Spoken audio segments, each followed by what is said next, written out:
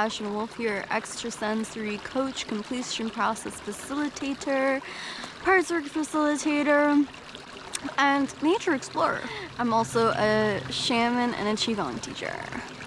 So today we're going to be talking about connecting to Mother Nature, how connecting to nature is literal and physical magic, how when you return to the earth, not only will she raise your vibration and bring you closer to a place of wholeness, a place of cellular restoration, a place of alchemy, a place of transformation.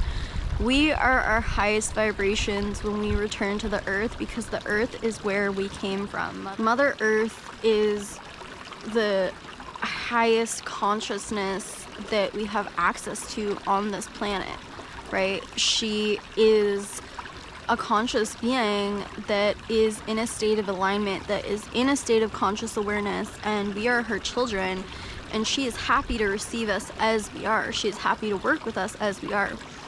But the problem is that in our day-to-day world, we have shut down from our bodies, we have shut down from being grounded, and that can even be with people who are very physically active or very physically healthy. We have lost touch with being able to receive the earth around us, because moving your body is only one extension of being grounded and being connected to the earth.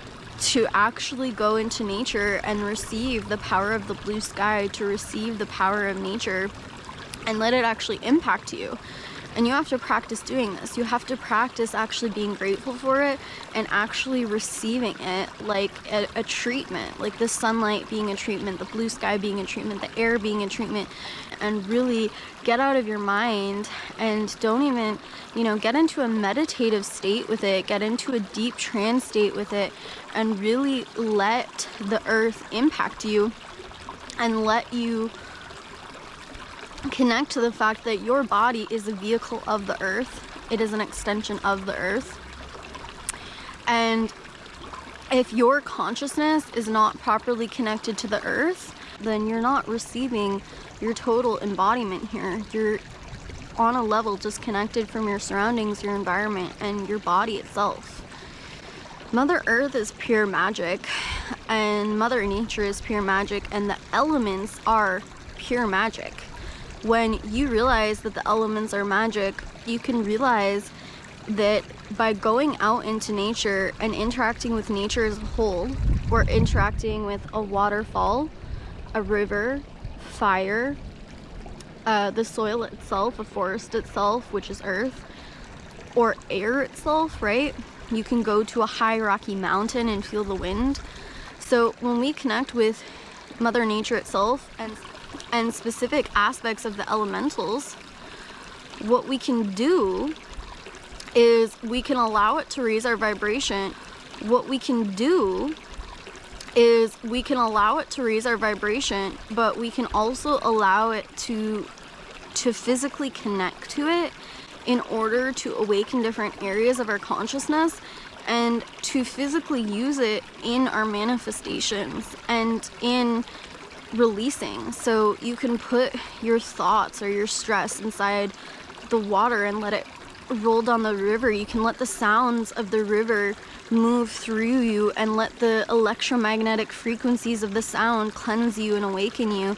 You can go inside a body of water and let your body raise to the consciousness of that water and let it cleanse you and clear you and heal you on an energetic level more than Reiki ever could, more than quantum healing ever could, more than any other energy healing ever could.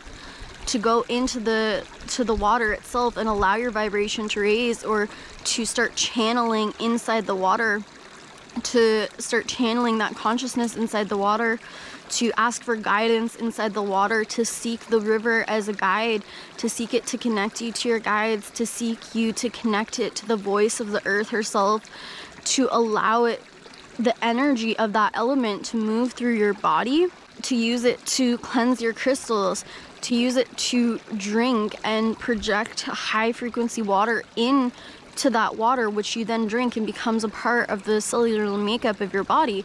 So when we interact with the elements in this way, we're quite literally using them as a form of source magic that's physically here on earth. And the elements are this physical portal that is representing the highest consciousness here on earth.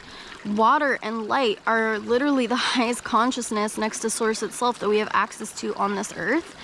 And from there we have fire and air, and from there we have the earth herself, and these are all higher consciousnesses than that humans occupy on a daily basis.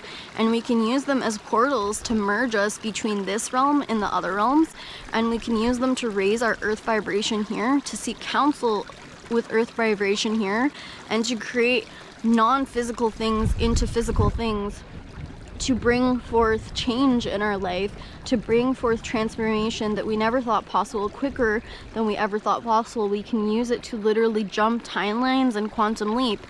And when I say use it, I mean allow it to become a meditation. Allow being in contact with it and channeling its energy and drinking its energy and using its energy to become a meditation.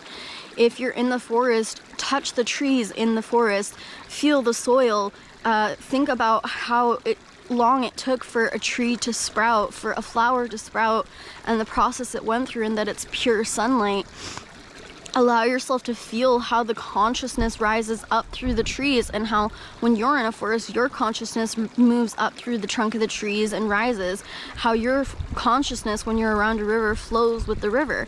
How there's a physical and scientific aspect of a river and a waterfall and rocks, that when the water and the rocks are moving in a specific way and making this movement, it's creating a specific kind of energy that is actually cleansing you on a physical and scientific and somatic level. Allow yourself to gaze in to a fire and let yourself have visions from the fire and become the consciousness of the fire, and let that fire move through your body and cleanse the aspect of your body where the energy is clumped, where there's holes in your aura, where there's just intuitively feel into it.